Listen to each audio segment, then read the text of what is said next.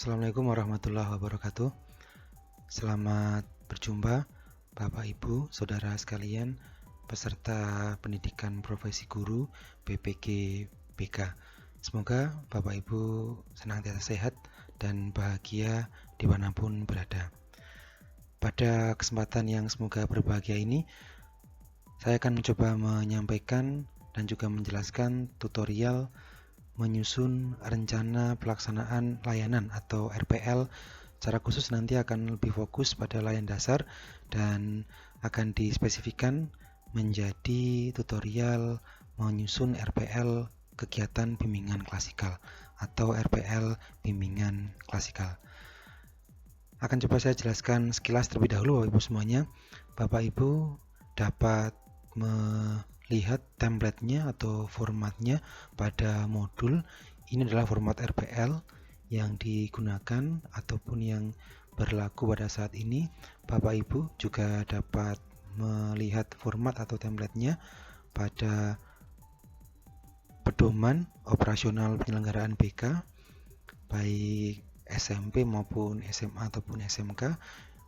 Di sana juga terdapat format rencana pelaksanaan layanan bimbingan klasikal. Di POP juga telah disampaikan mengenai format maupun penjelasannya.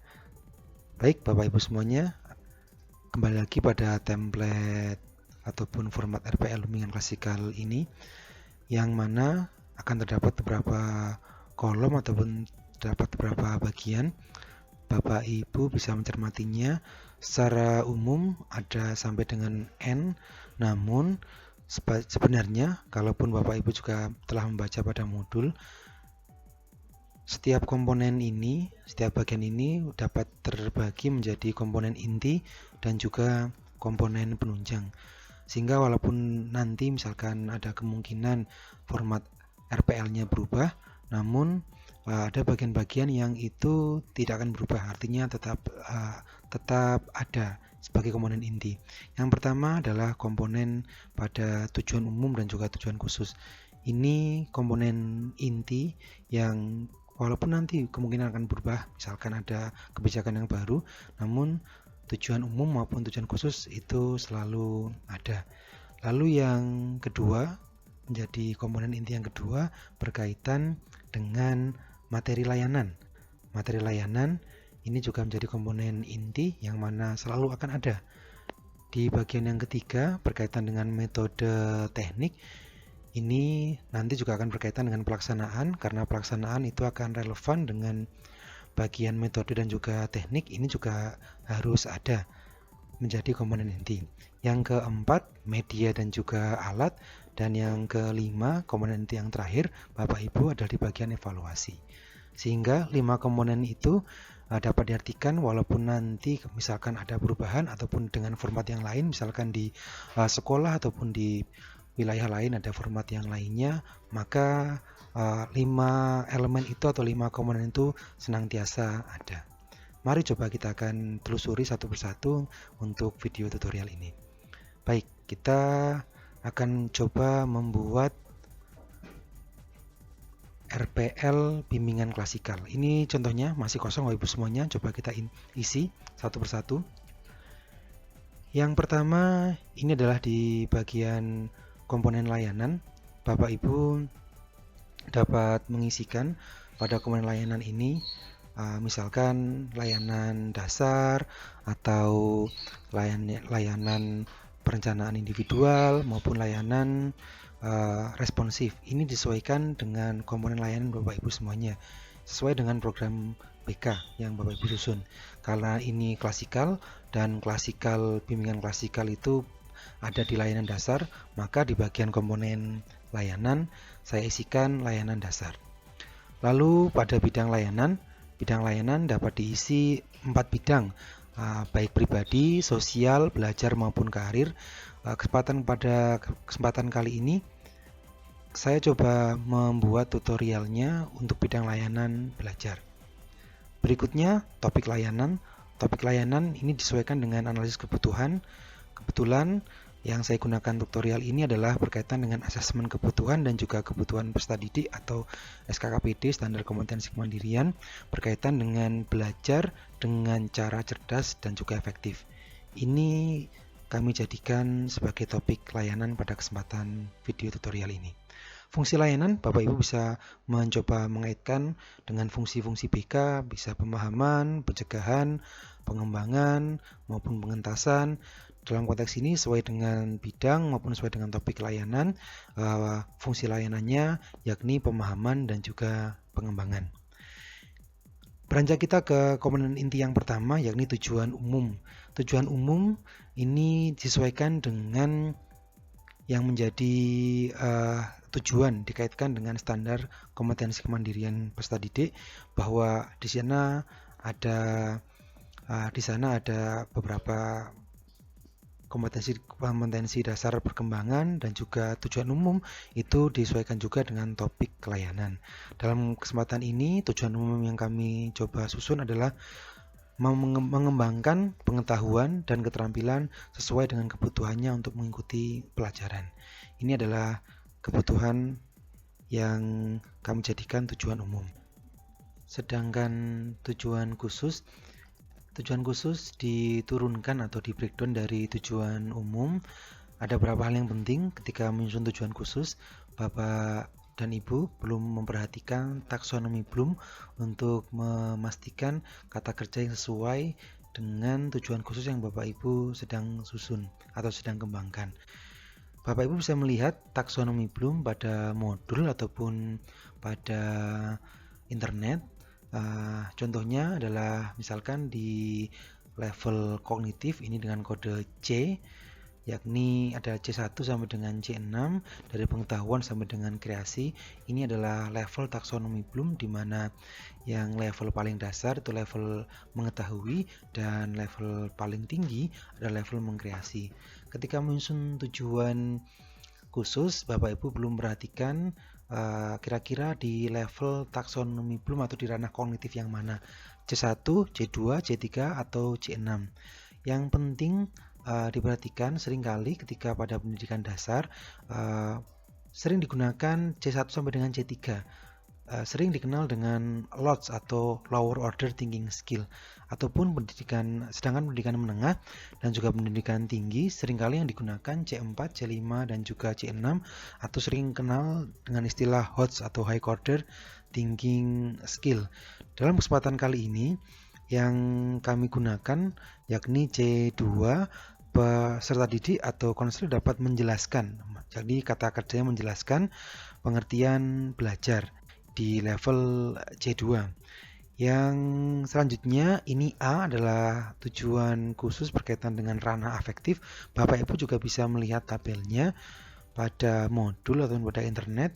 Misalkan pada ranah afektif ini ada 5 tingkatan atau 5 level, mulai dari A1 menerima sampai dengan membuat karakterisasi menurut nilai yang dipahami atau yang diinternalisasi oleh peserta didik. Dalam konteks bimbingan konseling, ranah ini menjadi sangat penting karena layanan BK diharapkan tidak hanya pada level pengetahuan maupun level psikomotor, namun jauh lebih dari itu untuk bisa dihayati, dan ranah efektif ini oleh karenanya menjadi level yang penting. Bapak Ibu sama dengan yang kognitif, silakan memilih kira-kira tujuan khususnya, kegiatannya dan juga layanannya itu masuk di ranah yang mana. Pada tutorial kali ini, ranah afektif yang diambil adalah ranah keempat atau A4 dengan kata kerja mengklasifikasikan, sehingga peserta didik mampu atau dapat mengklasifikasikan faktor-faktor yang mempengaruhi hasil belajar. Sedangkan pada level psikomotor yang menjadi tujuan khususnya adalah mampu merancang.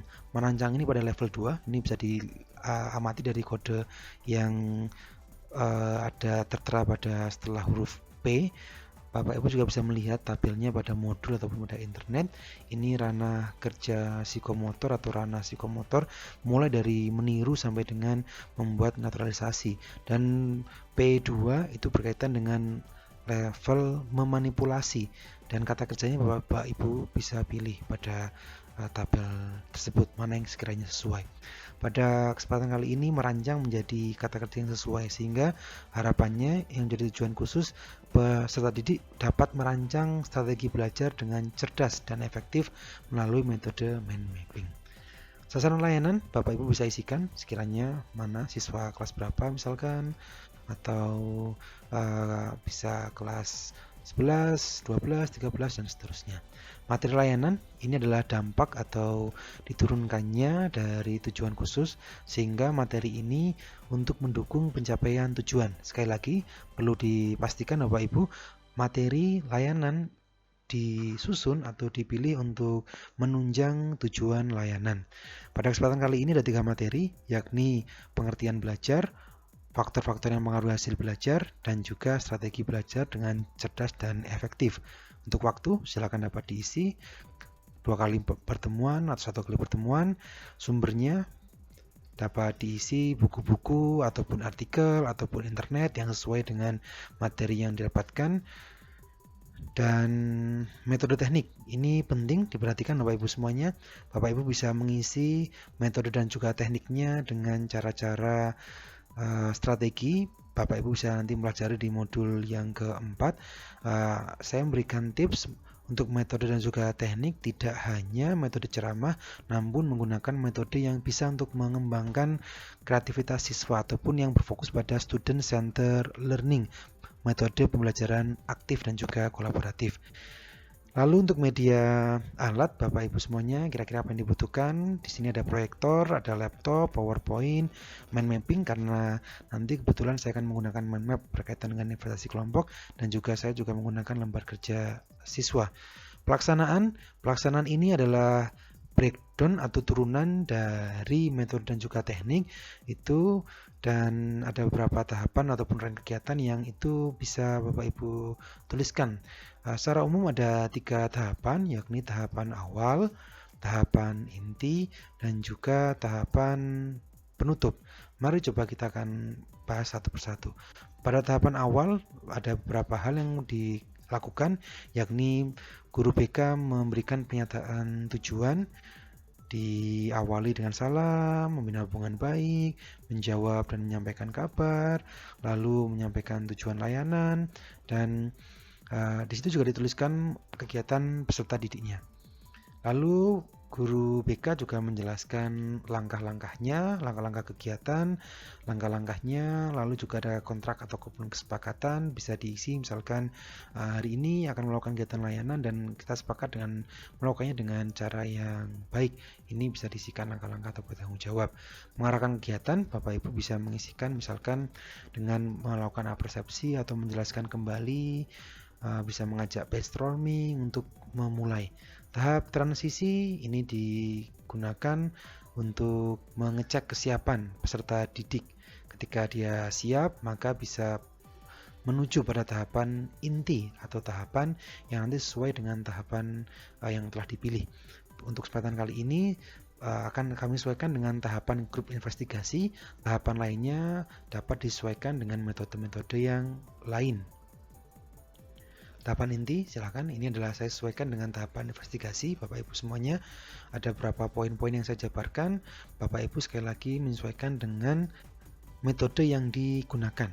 Ini kebetulan saya menggunakan tahap metodenya investigasi. Jadi ada juga tahapan investigasi di sana. Sampai dengan tahapan akhir. Dan tahapan penutup Bapak Ibu, ini tahapan yang dilakukan guru BK. Seringkali guru BK itu membuat kesimpulan, lalu merefleksikan dan juga memberikan penguatan. Dan bisa juga kan tadi awali dengan doa, maka guru BK juga mengakhiri dengan doa. Di bagian terakhir Bapak Ibu semuanya, evaluasi ini penting sekali, ada 2 bagian, evaluasi proses dan juga hasil.